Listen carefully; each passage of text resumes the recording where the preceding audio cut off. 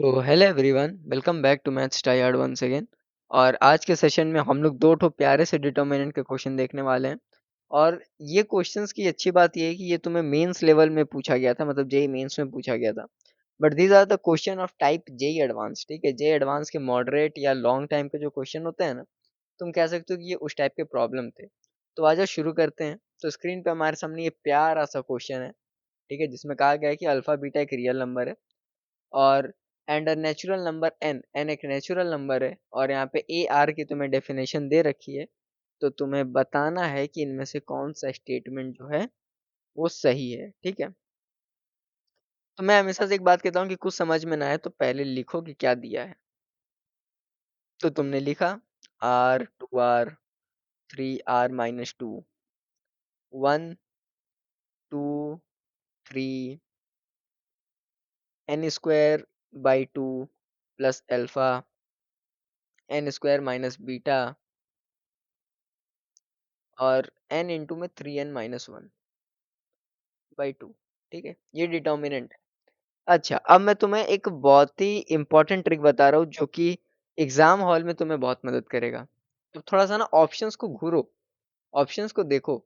यहाँ पे alpha plus beta में रिलेशन की बात की गई है, यहाँ में अल्फा प्लस बीटा की रिलेशन की बात की गई है, और यहाँ पे तो सीधा जीरो लिखा है। मतलब अगर मैं कैसा रिलेशन निकालने की कोशिश करूँ अल्फा और बीटा में, तो अगर अल्फा बीटा वाला कोई ऑप्शन सही होगा तो कोई दिक्कत नहीं है, क्योंकि जब हम लोग कोई भी इक्वेशन निकालेंगे तो इक्वेशन या तो ये आ जाएगी लास्ट में या तो ये आ जाएगी। अगर ये नहीं बनेंगे तो जीरो तो आ ही जाएगी। जब इन तीनों में से कोई रिलेशन नहीं बनेगा तो ये डी बन जाएगा।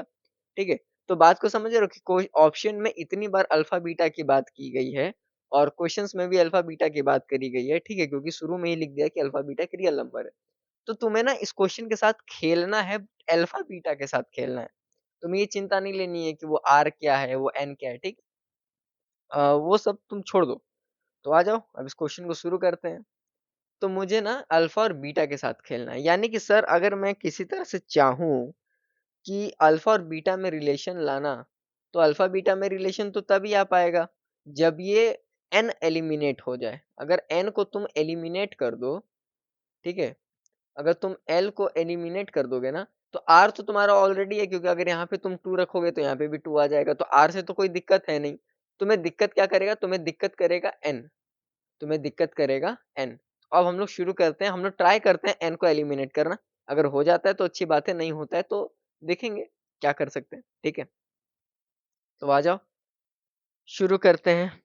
तो इस क्वेश्चन को शुरू करने के लिए हम लोग देखो यहाँ पे सबसे पहले लिख चुके हैं कि हमारा दिया हुआ क्या इन्फॉर्मेशन था। मैं क्या कहता हूँ ना कि इस डिटर्मिनेंट में ये जो ए आर है, इसमें से तुम 2a10 माइनस a8 की वैल्यू निकाल लो। तुम ये वैल्यू निकालने की कोशिश करो।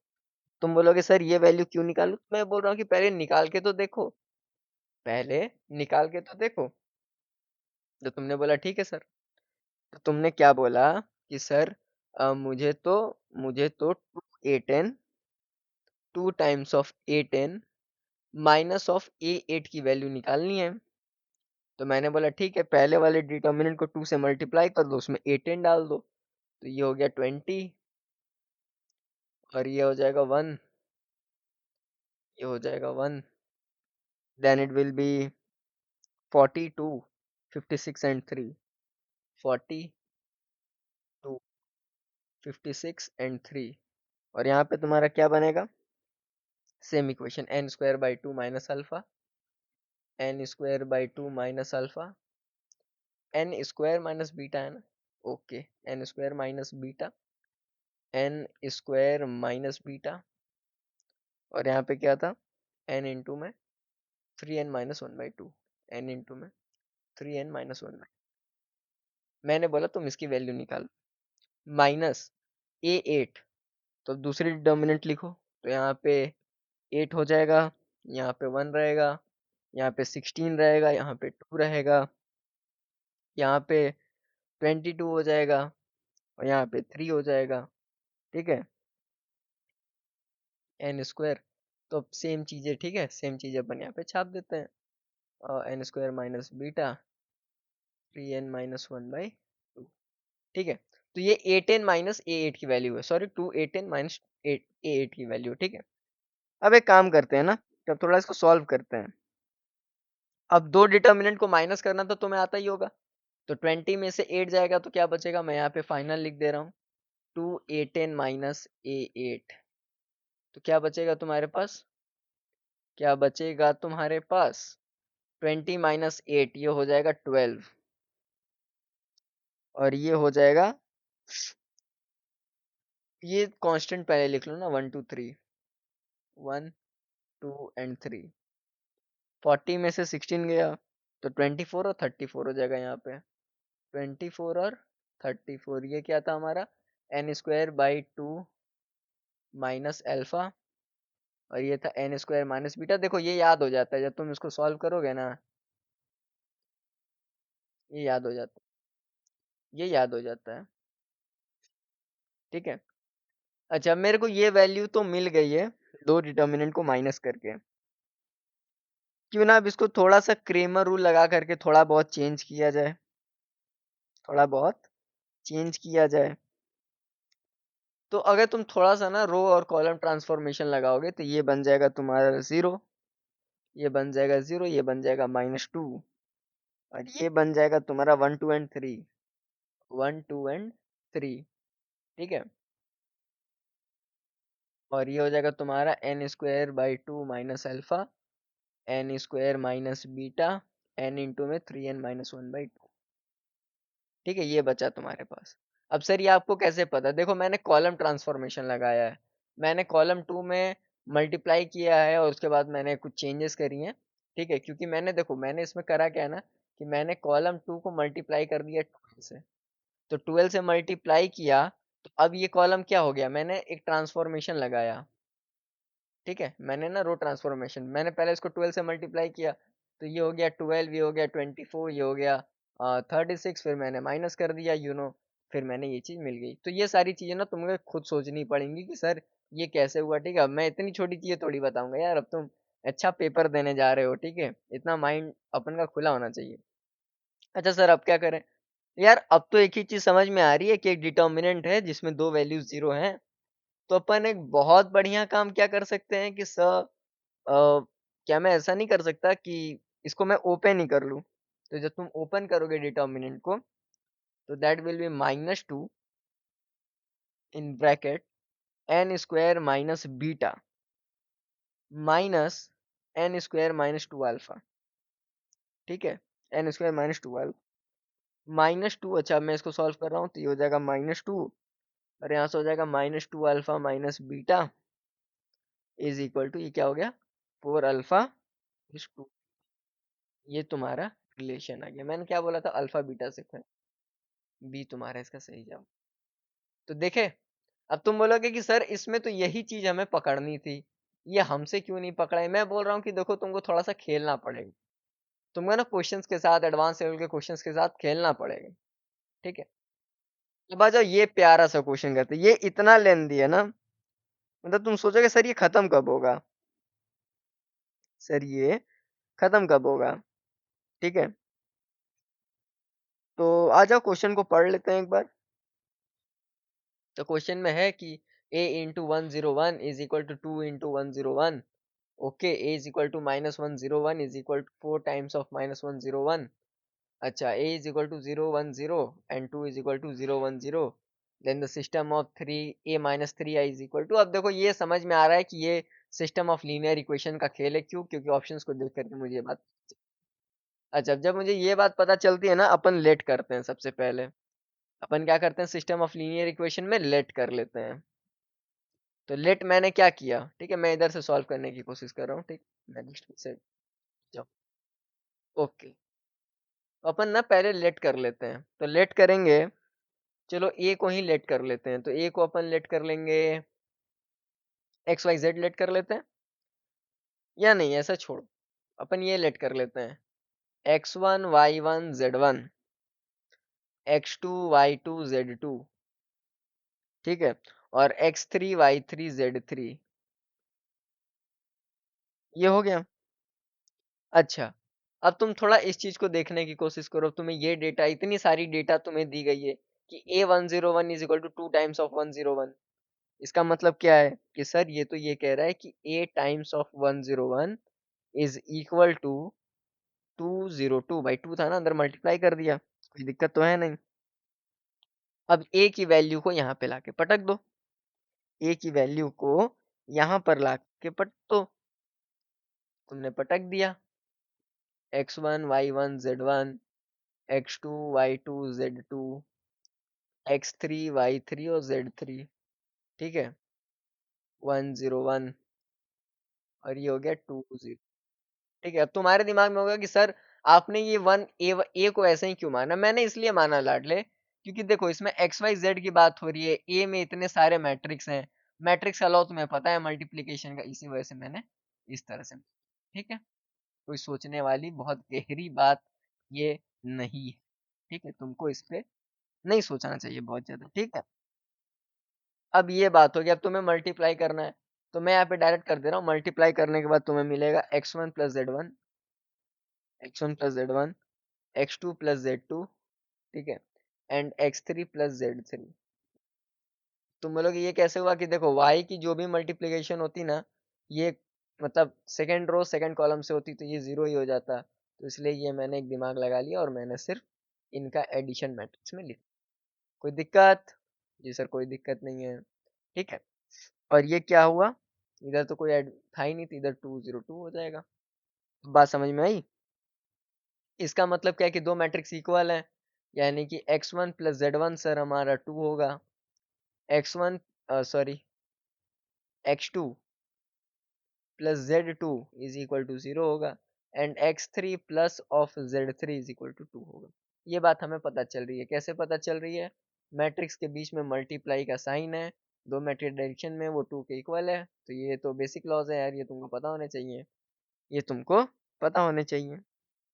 तो ये हमने बात निकाली, इसको इक्वेशन 1 मान लो कुछ देर के लिए। ठीक है, अच्छा, अब यहाँ पे ना एक दूसरी कंडीशन दी हुई थी, ये वाली कंडीशन, थोड़ा ये वाली कंडीशन अब देखो, इसको भी अपन उसी तरह से यूज करेंगे, इसको भी अपन उसी तरह से यूज कर लेंगे। तो वहां पे लिखा था a times of 010 010 equal to में क्या लिखा था, ओ वाह ये काम ही नहीं कर रहा यार। ठीक है, ठीक है, ओके, तो ये 010 है, इसको कर दो 020। अब बात समझ में आई? यहाँ पे भी अब सेम चीज पकड़ो। अब x मतलब ये वाला देखोगे जीरो है और ये वाला देखोगे जीरो, यानी x और z का तो कोई रोल ही नहीं होगा यहाँ पे। तो यहाँ पे तुम सीधा सीधा नहीं लिख सकते हो कि सर यहाँ पे तो सीधा y1 y2 और y3 होगा। यार डब्बे बनाने में ना बहुत दिक्कत होता है। ठीक है, ऐसे लिख दो ना, y1 y2 और y3, y2 एंड y3। ये किसके इक्वल हुए? 020। यानी इससे तुम्हें क्या पता चला कि y1 0 है, y2 2 है, y3 0 है। ये बात अच्छी है, ये बात अच्छी है। ठीक है, इसको तुम ना इक्वेशन 3 मान लो, क्योंकि मैंने third condition I guess use कर ली है। यस मैंने थर्ड कंडीशन यूज करी है। चलो अभी ये सेकंड कंडीशन को सेकंड इक्वेशन कर लेंगे। इसी तरह से जब तुम सेकंड कंडीशन यूज करोगे ना, तो यू विल गेट कि यहाँ पे लिखा है a -1 0 1 इज इक्वल टू -4 0 4। ठीक है, ठीक है, यानी ये तुम्हें क्या मिलेगा, ये तुम्हें मिलेगा -x1 minus of x1 plus z1 minus of x2 plus z2। ये कैसे पता चला भाई? ये तो फिर से जीरो हो गया ना, ये देख लो ये जीरो है और ये वाला माइनस है, तो इस तरह से करके ये इसको जुगाड़ कहते हैं। ये सब चीजें तुम तब समझोगे ना जब तुम खेल लोगे, मतलब जब तुमको आदत पड़ जाएगी ऐसी ऐसी चीजों की। ठीक है, -4 0 एंड 4। और तुम मैथ्स टाइयार से हो तो भाई मैं तुम्हें इश्क करा दूंगा इस सब्जेक्ट में। ठीक है, ये हो गया। इससे क्या पता चला कि -x1 प्लस z1 जो है वो -4 है, -x2 प्लस z2 जो है 0 है, -x3 प्लस ऑफ z3 4 है। अब क्या ये इक्वेशन 2 नहीं हो गया? इक्वेशन 2 इसलिए है क्योंकि इसको मैंने कंडीशन 2 से उठाया है इस मैट्रिक्स को। ठीक है, बात को थोड़ा समझो। कंडीशन 3 हो गया। अब देखो तुम्हारे पास ये तीन चीजें दी हुई थी, तुम्हारे पास अब ये 3 चीजें दी हुई थी, देखो अब मैं बता रहा हूँ तुम्हें। तुमने इस मैट्रिक्स का यूज करके एक इक्वेशन निकाला, इक्वेशन 1। तुमने इस मैट्रिक्स का यूज करके इक्वेशन 2 निकाला, इस मैट्रिक्स को यूज करके इक्वेशन 3 निकाला। तुम प्रूव कर सकते हो, लेकिन जब जब तुम्हें एक्स वाई जेड की वैल्यू मिले। अब तुम्हारे पास 3 इक्वेशन है, 3 ही वेरिएबल है, अब तो कुछ भी कर सकते हो। तो मैं बोल रहा हूँ कि इक्वेशन 1 को इस्तेमाल में लेते हैं और 2 को ले लें। 2 में कुछ फायदा नहीं है, इक्वेशन 3 को ले लेते हैं। चलो इक्वेशन 3 को ले लेते हैं, ठीक है। तुम ले कुछ भी सकते हो यार, ठीक है। Equation 1 and 3, so we are ready to go and we are good to go for a launch. Equation 1 and 3, can't we take 2? क्या हम लोग 2 नहीं ले सकते? देखो यहाँ पे x1 z1 में वैल्यूज हैं और यहाँ पे भी x1 z1 में वैल्यूज हैं, तो थोड़ी सी ज्यादा अच्छी लगेगी हमें। चलो ठीक है ना, बच्चों की पसंद कौन टाल सकता है, 1 और 2 ही ले लेते हैं। तो मैं यहाँ पे सुंदर से अंग्रेजी लिख दे रहा हूँ, फ्रॉम इक्वेशन 1 एंड इक्वेशन। क्यों लिया मैंने? इक्वेशन 1 भी x1 z1 के फॉर्म में थी, इक्वेशन 2 भी x1 z1 के फॉर्म में थी। तो जब तुम इक्वेशन 1, जब तुम इनको आपस में सॉल्व करोगे, इस इक्वेशन, इस इक्वेशन, इस इक्वेशन किससे, इस इक्वेशन से, इस इक्वेशन से, x1 मतलब x1 का जब तुम सॉल्व करोगे x1 के साथ, x2 का सॉल्व करोगे x2 के साथ, तो तुम्हें यहाँ पे मैं तुम्हें चीजें, मैंने ऑलरेडी सॉल्व कर रखा है इस चीज को, इसलिए आई नो कि तुम्हें ऐसे x1 जो होगा ना 3 मिलेगा, x2 जो होगा ना वो 0 मिलेगा, और x3 जो होगा ना वो -1 मिलेगा, और z1 जो होगा ना वो -1 मिलेगा, z2 जो होगा ना वो 0 मिलेगा, और z2 जो होगा ना वो 0 मिलेगा, और z3 तुम्हें 3 मिल जाएगा, ठीक है। तो तुम्हारा ए मैट्रिक्स तो पूरा बन गया। ए मैट्रिक्स क्या था भाई, लिख दो इधर, 3 0 -1। और वो सब तो मतलब y की वैल्यूज क्या थी, y की वैल्यूज तो यही थी ना, 0 -1 एंड 0, और z की वैल्यू रख लो, -1 0 एंड 3। ये y वाली थोड़ी मुझे कंफर्म करनी है, नो, बीच में 2 है। ओके, इसको यहाँ पे 2 कर दो, इसको यहाँ पे कर दो, कोई दिक्कत नहीं है। अब तुम्हें क्या निकालना था इधर, अब तुम्हें निकालना a-3 आई। अब ये बड़ा गंदा सा इक्वेशन है यार, यू नो व्हाट, ऐसे इक्वेशंस को सॉल्व करने में बहुत दिक्कत होता है। a-3 आई, अब सॉल्व करो इसको। a-3y, फिर मल्टीप्लाई कर दो x y z के साथ, and then what you will getting, -1 2 एंड 3। अब मल्टीप्लाई करो भाई, a-3i, यानी basically will be getting 0 0 and -1, 0 -1 and 0, -1 0 and 0। अच्छा, एक्स वाई जेड को उसी तरह से लिख देंगे, क्यों? क्योंकि हमने उसके साथ कोई छेड़छाड़ नहीं किया है, ये मैंने डायरेक्ट यहाँ पे लिख दिया है क्योंकि मुझे पता था। कोई दिक्कत नहीं सर, कोई दिक्कत नहीं। अब जब तुम मल्टीप्लाई करोगे, अब जब तुम इन दो मैट्रिसेस का मल्टीप्लाई करोगे ना मेरे भाई, तो तुम्हें मिलेगा -z -y और -x, किसके इक्वल होंगे, 1 2 और 3 के। तो तुम्हें ऐसे पता चलेगा कि x जो होगा -3 होगा, y जो होगा -2 होगा, z जो होगा -1 होगा। x y z की 3 अलग अलग वैल्यूज आ रही हैं, यानी जिसका मतलब है कि जब 3 अलग अलग सॉल्यूशन आ गए हैं, यानी कि ये क्या हो गया, ये हो गया, I guess it is a unique solution. Yes, it is a unique solution. तो अपन इसमें मार देंगे, थोड़ा गंदा लग रहा है सॉल्व करते करते, गंदा, कोई बात, यूनिक सॉल्यूशन। आई होप कि तुम्हें वीडियो पसंद आएगा। वीडियो पसंद आता है चैनल को लाइक करना, शेयर करना, सब्सक्राइब करना। मेरा टेलीग्राम हैंडल है, वहां जुड़ जाओ, ठीक है। तुम मुझसे पर्सनली भी कुछ अपने डाउट्स पूछ सकते हो। तब तक के लिए keep learning and keep exploring. Bye bye, ठीक है। मेरी इन सारी चीजों को चेकआउट जरूर करो। Bye bye.